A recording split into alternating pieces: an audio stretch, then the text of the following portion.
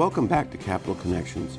We're going to return to the Salt Hill Pub, where Carly Fiorina answers questions around the Bill of Rights and the 10th Amendment.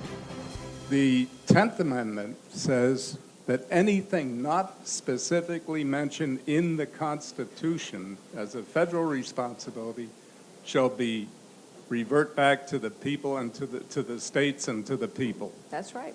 Now, we're talking about reducing the size of the Energy Department or the Education Department. Constitutionally, we should limit it. We should eliminate it. Absolutely. Correct? And yes, that was so let me be clear. That first of all, thank you for asking that question. How many of you watched the debate last week?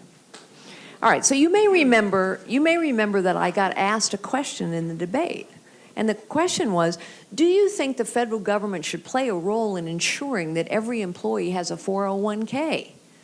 And I said, no, there is no constitutional authority for the government getting involved in that business. I would encourage companies to provide their employees with good retirement benefits, because that's how you attract great employees.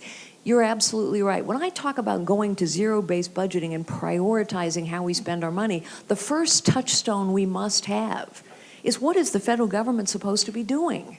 That's why building our military, that's the federal government's job. It is the federal government's job to secure this nation. Protecting the border, that's the federal government's job. Building highways and bridges, that's the federal government's job. But education isn't the federal government's job, and it sure as heck is not the federal government's job to, for example, as the EPA now is, to control 99% of the waters in this nation. You know, I spend a lot of time in Iowa, more time in New Hampshire, but a lot of time in Iowa. And you know, Iowa farmers now confront an EPA that controls 95% of the water in that state. They have no idea what those rules mean.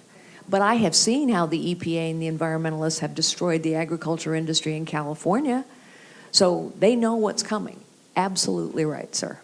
The Constitution, citizen government, we need to prioritize our money.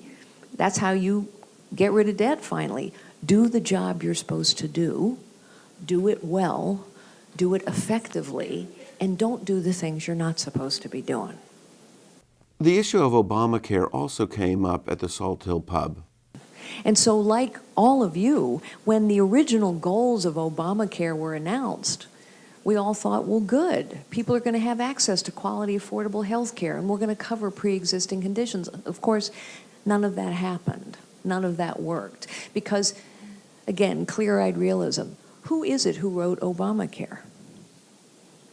Drug companies, health insurance companies, and pharmaceuticals.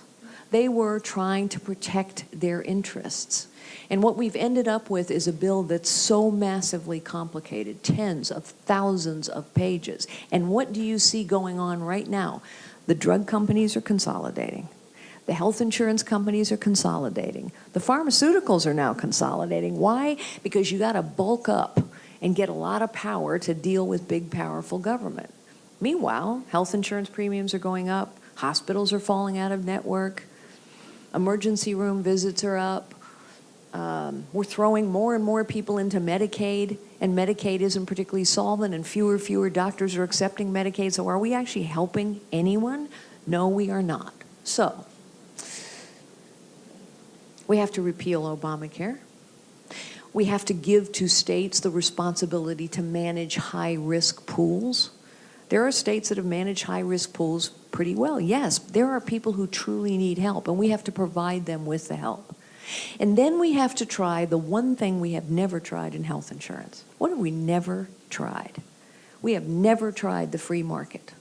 Never. The truth is, the health insurance business has been a cozy little game between regulators and health insurance companies for 100 years. We just used to play it at the state level. New Hampshire regulators talked with New Hampshire insurance companies, and California regulators talked to California insurance companies, and they kind of said, here are the rules. The truth is, it is regulators and health insurance companies who allowed a situation to develop where pre-existing conditions weren't covered. So why do we think that same process would work to solve that problem? All we've done is take that cozy little game that was played at a state level and turned it into a national level. Let's try the free market. After we return from the break, we're going to hear Carly Fiorina speak about the student debt and education and how when the government tries to solve a problem, it inadvertently creates other problems. So please stay with us.